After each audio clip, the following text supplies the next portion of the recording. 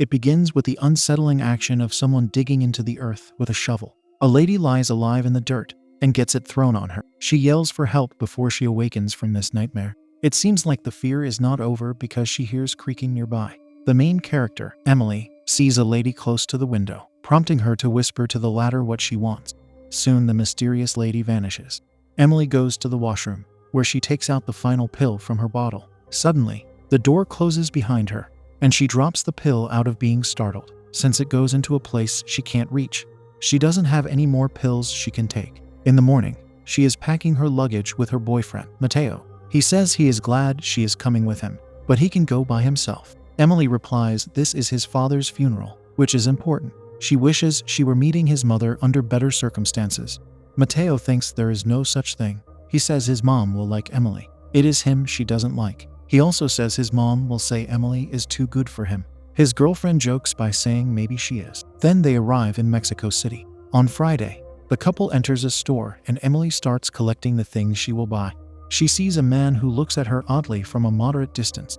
A woman approaches her. Seeing Emily is concerned about the man. The woman says he is her husband. Out of nowhere, the woman says Emily has a gift. She sees what other people cannot. They are talking in Spanish, yet Emily does not seem to be fluent in it. Switching to English, the woman tells her to accept her gift. Emily seems slightly troubled by this exchange.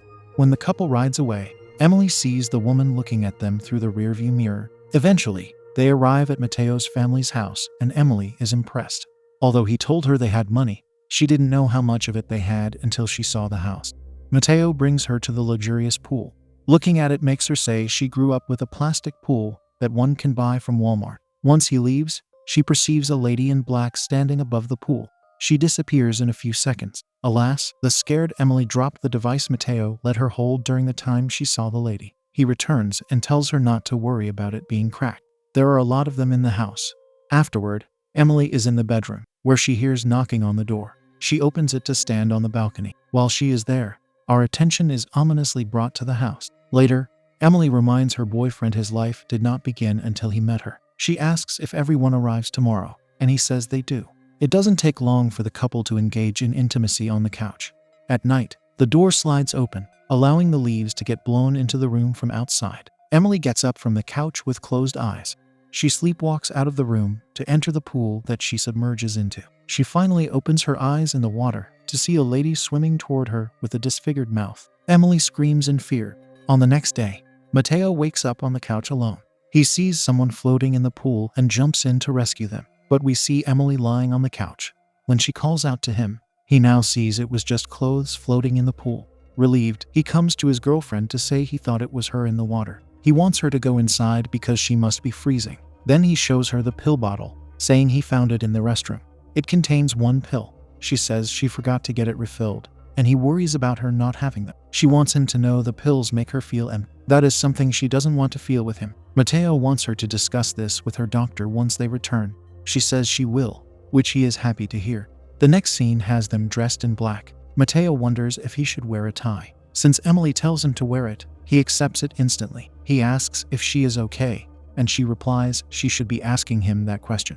They tell each other they look nice in their funeral clothes. Moving along, Matteo's mother arrives. He introduces Emily to her, whose name is Melora. From the beginning, we see Melora has quite a direct personality. She looks at Emily and says she is the prettiest one. Emily tells her the house is amazing. Instead of agreeing with her, Melora simply says it has its history. Soon people start coming in with flowers. When the house is full of people, Matteo tells his girlfriend they are mostly his mom's friends. A young lady approaches to hug him before a guy who is about the same age also greets him. He says he's very sorry about Matteo's father. The lady is curious to know who Emily is, so Matteo introduces her to them. 3 of his friends are there. They are Nico, Ale, and Mia. Ale sarcastically says she is sure Matteo told Emily all about them. Mia says the couple is amazing together. She can tell from their aura. She adds that Mia is beaming with love. Nico invites Matteo to drink with him. Thus they leave the 3 ladies alone.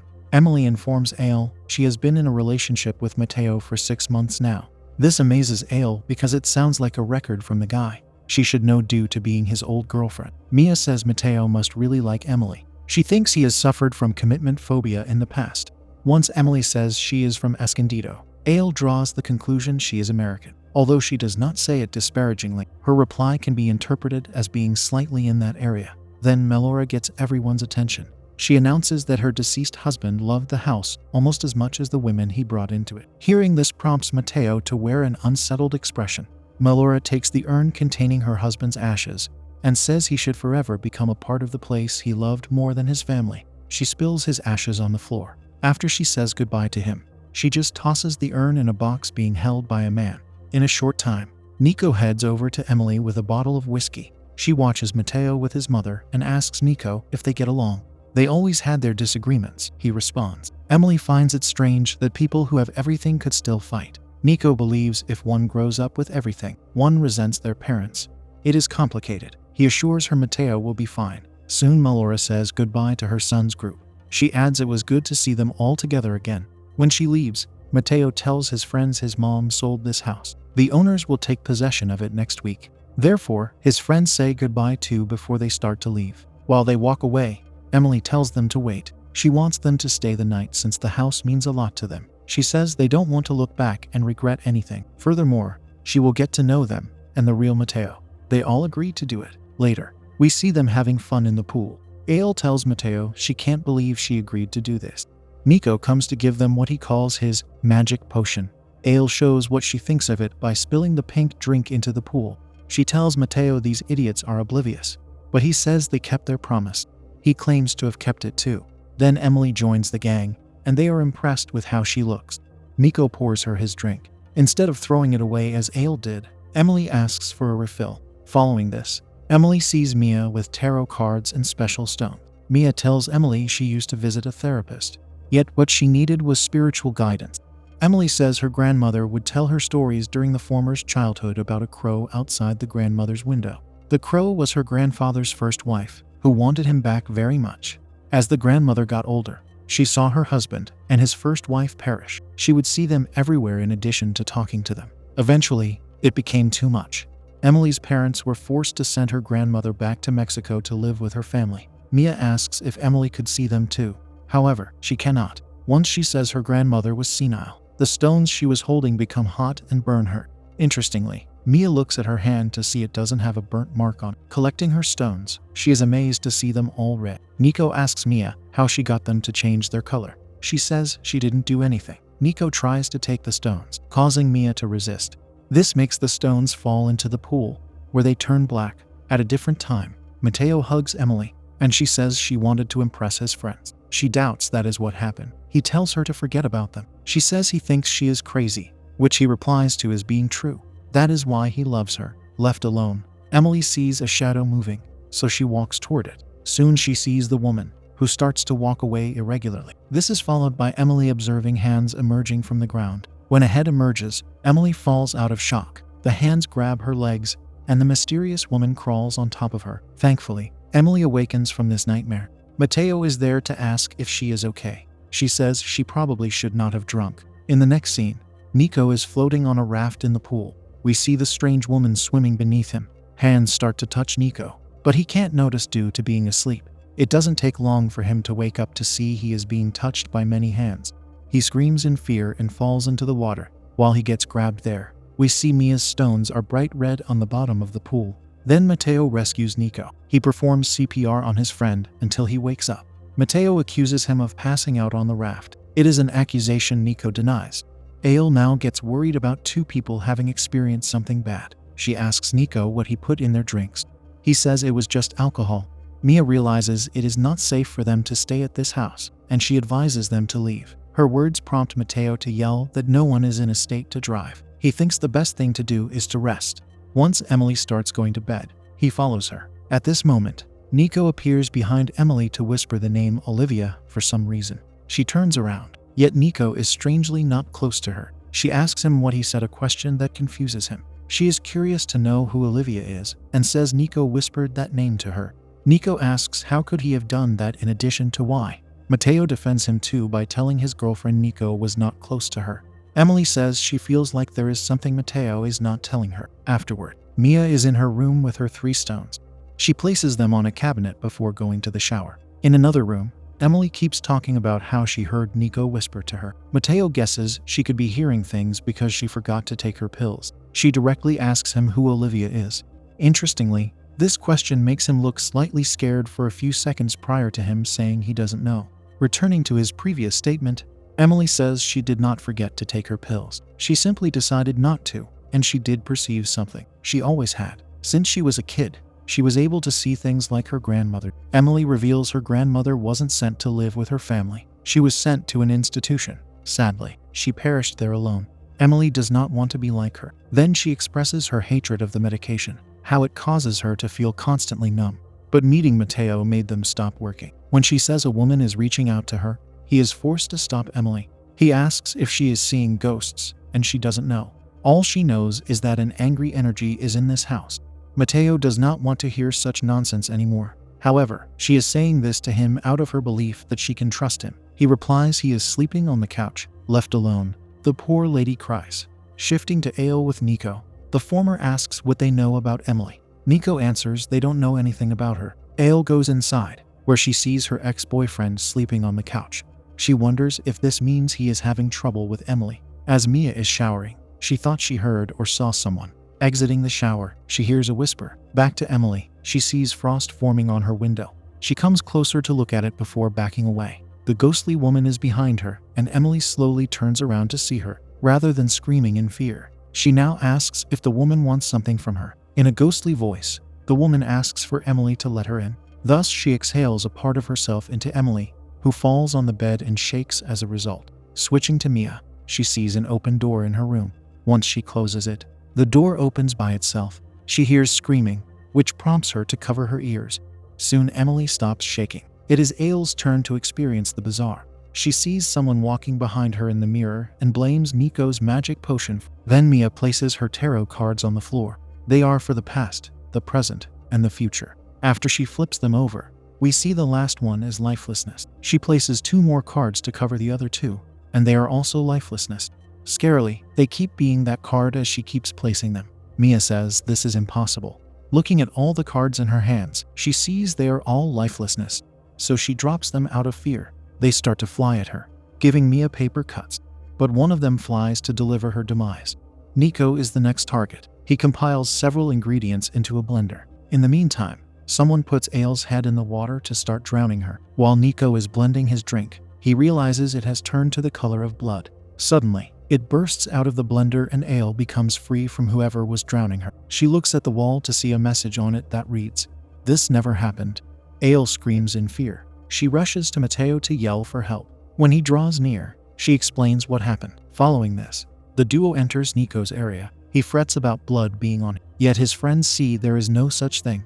Now that he sees what is truly there, he swears there was blood. Switching to Emily, she stands, and we see she is not herself. Joining the gang, she gets accused of intoxicating them by Nico. He thinks she knows something, prompting Mateo to yell there is nothing to know.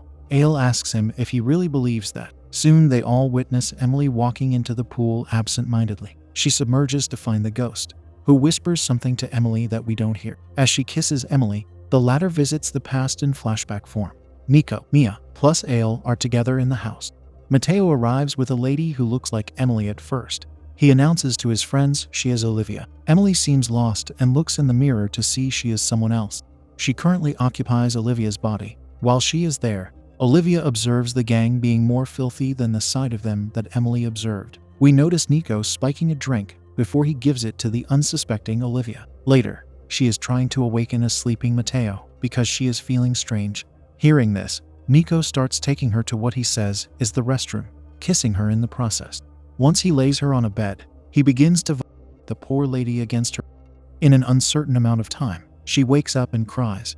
Returning to the group, she asks Nico what he put in her drink. He lies about not having put anything in it. At this point, Olivia has had enough of. She calls all of them sick, making Ale rudely tell her to be quiet. She also says Olivia should not be there. Olivia fires back by yelling for her to go to hell. Then we see Olivia floating in the pool with blood. This is the moment Emily exits the disturbing flashback and Mateo rescues her from the pool. Emily walks away from them, only to turn around as Olivia. She becomes very grotesque, showing her menacing teeth. When she lets out an inhuman scream, the trio of friends get terrified. Ale runs to her car to escape from the house, but she doesn't have the keys. Nico goes to check on Mia. He sees her lying lifelessly on the floor and cries. We wonder if the wicked guy is crying for her or himself. Soon Olivia appears to hold him against the bed. Ale runs back to Matteo to ask for the car keys. They hear Nico screaming in fear. Therefore, they enter his room to see he got ruined by Olivia, learning about the demise of two of their friends in one room. The scared duo attempts to flee from the vengeful ghost. However, they run into Olivia, and she calls out to Ale. She accuses Ale of leaving her alone to perish. Ale responds by slamming her with a fire poker, which does not bring her down. Moving forward, Ale finds the car keys before she gets into her car. She tells Matteo their friends are deceased, so they start riding away together. As Ale drives, Matteo realizes she is taking them to a place he does not want to be at. He says they all said they will never come back there, but Ale has to be sure if Olivia is truly deceased. Speaking of her, the ghost occupies the back seat and Ale is forced to stop driving to exit. She runs to a place where the earth has been dug out, yelling to Olivia if she wanted to bring her there. She yells she is not scared of the ghost. At this moment, Olivia appears to tell her she doesn't know what fear is. She says she wants revenge, yet Ale says she's not getting it from. Those words prompt the ghost to jump on her, bringing Ale to the ground. Then Matteo takes her off, and we see Olivia is actually Emily. Ale urges him to get away from her, for she will take their lives. In the form of Olivia, Emily gives Matteo a flashback like she was given. When Olivia was near the pool, she slipped, hitting her head on the fall. She ended up in the water with such an injury. Ale saw her floating and didn't do anything about it. Matteo exits the flashback with this knowledge. He yells at Ale that she had them all believe it was an accident. In reality, she left Olivia to perish. All his ex-girlfriend can do is yell that she loves him. In a short time, Olivia stands behind her to crush the guilty lady's head. Afterward, she becomes Emily again and is confused regarding what happened. Matteo hugs her, saying he thinks it's over. She tells him there was nothing he could have done prior to kissing him to receive another flashback. It shows Matteo digging in the earth with a shovel until Ale tells him it is good enough. Mia wants to call the police, but Ale says the police won't believe them if the group says it was an accident. She worries about this incident ruining their lives. Thus, Nico and Matteo throw Olivia's corpse into the earth. Once Matteo says this never happened, the other three repeat his words. The problem is that Olivia suddenly shows she is alive, which scares them about what action they should take. Matteo responds to the group's dismay by using the shovel to take Olivia's life out of the flashback. Emily is shocked to learn what her boyfriend did. He attempts to justify his mistake by telling her it was his quick reaction. It happened very fast. He says he will report this to the police.